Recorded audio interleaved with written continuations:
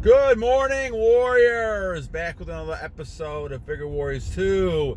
It has been busy this week. How are things going? I hope you things are doing well. And I hope you guys are on your plan, on your purpose, as we continue to battle on with this battle that's going to go on for a long time. There's a lot of profit in destroying our army and destroying men. I saw something the other day talking about how the world is moving towards trying to feminize men, and at the same time masculating women.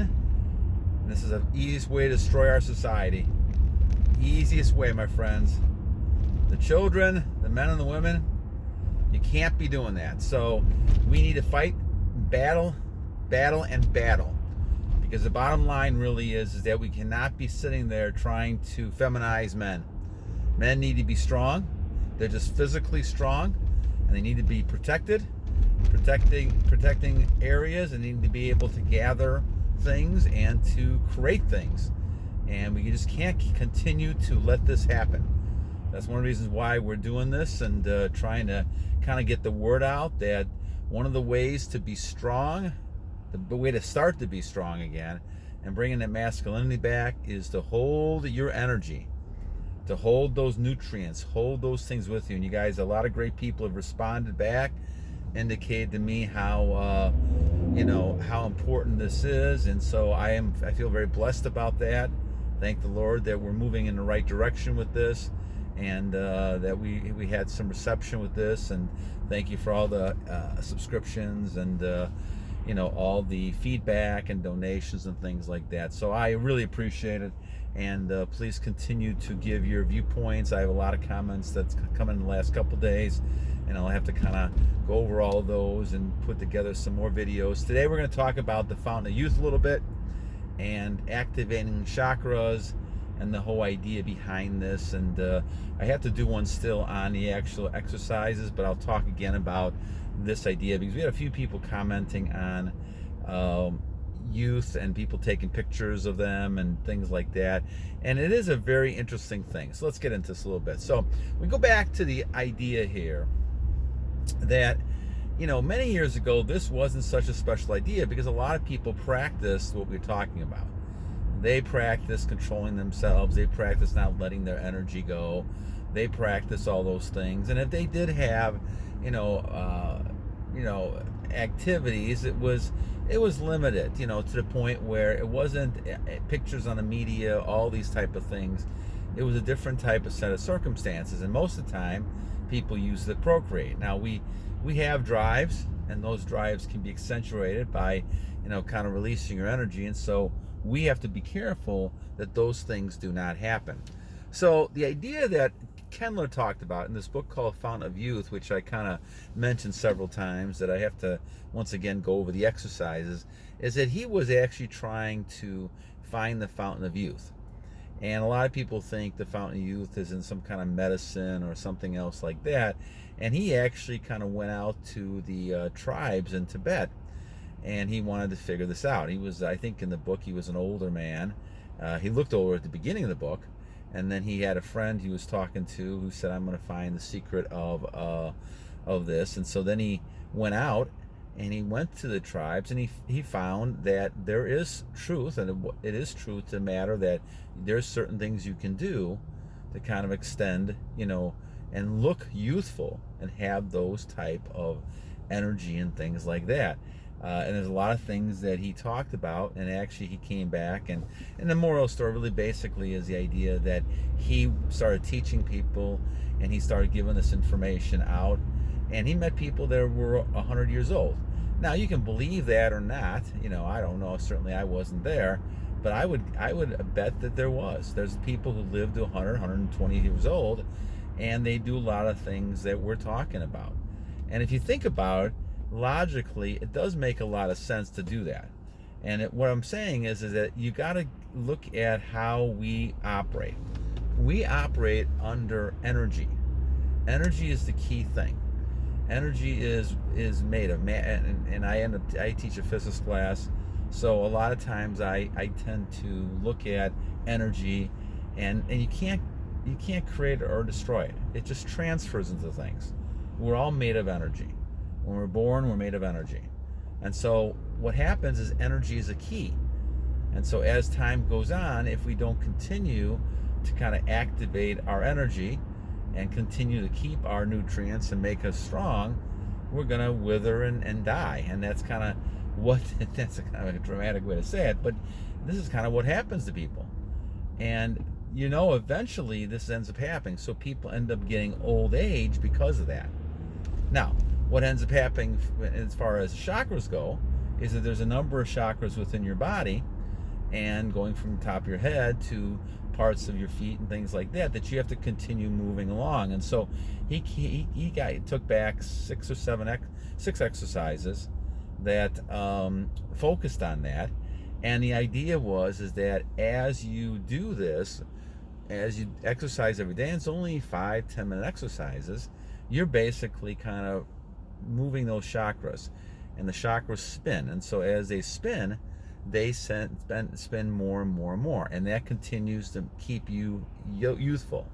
And so I found this book in 1998, and actually it's interesting to me.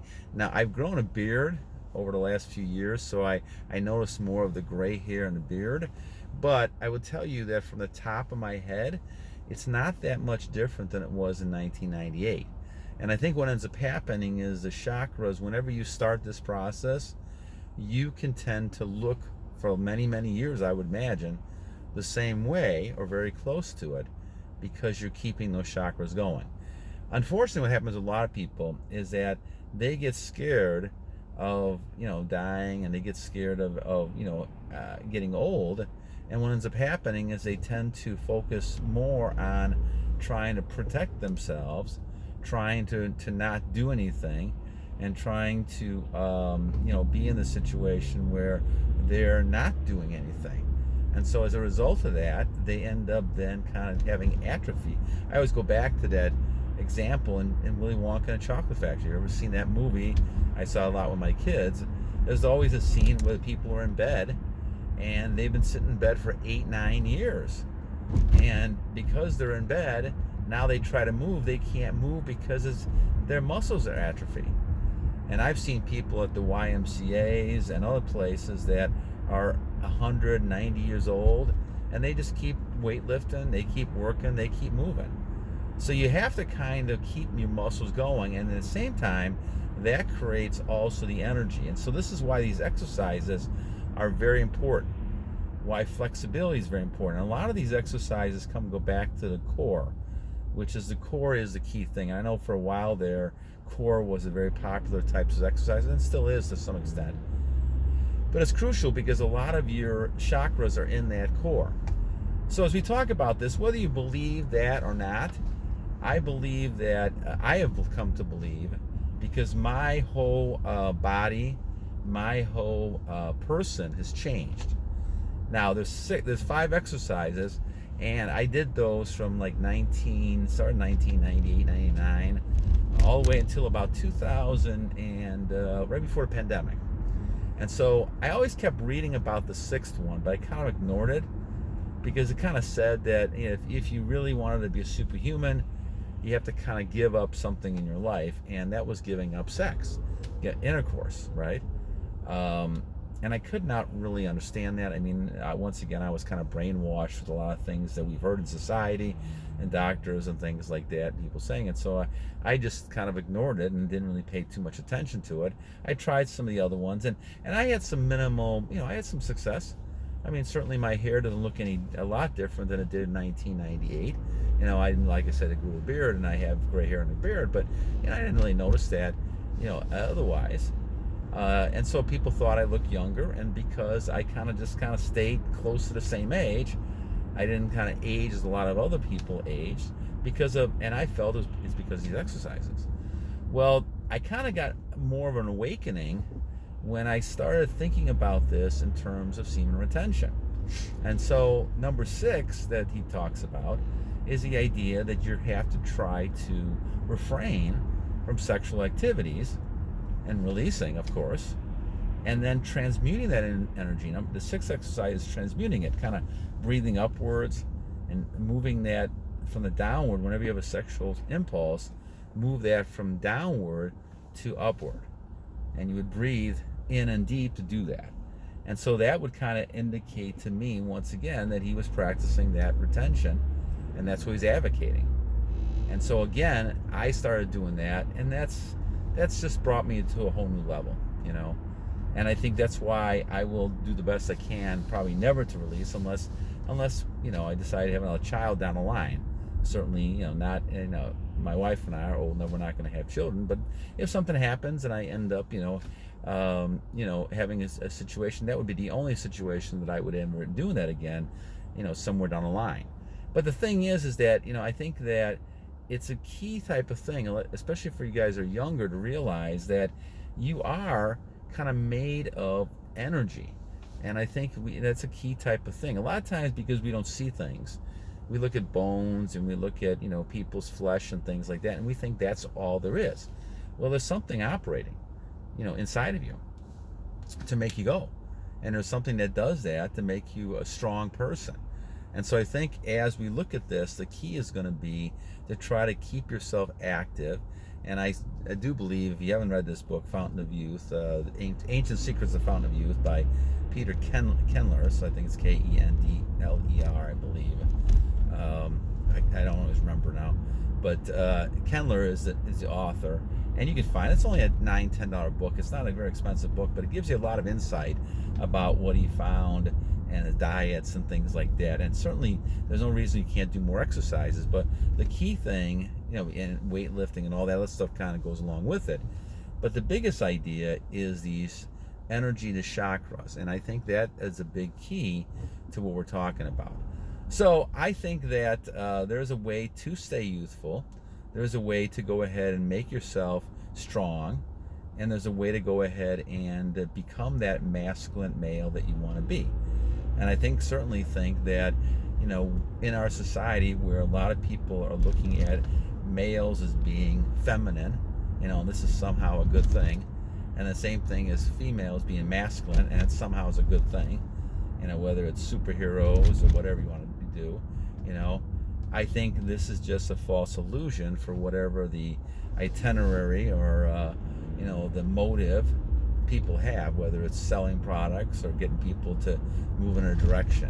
All I know is that if you sit there and don't let males be masculine, you're asking for a destruction of your society. And kind of that's what happened in a lot of these places when they got debauchery happening in Babylon or Sodom and Gomorrah, or they had this in the Roman Empire or the English Empire. You know, you look at the 1800s and all the lascivious behaviors. You just have to read books like Mary Shelley's Frankenstein and all these other, to see all the different types of, you know, behaviors happening in the background.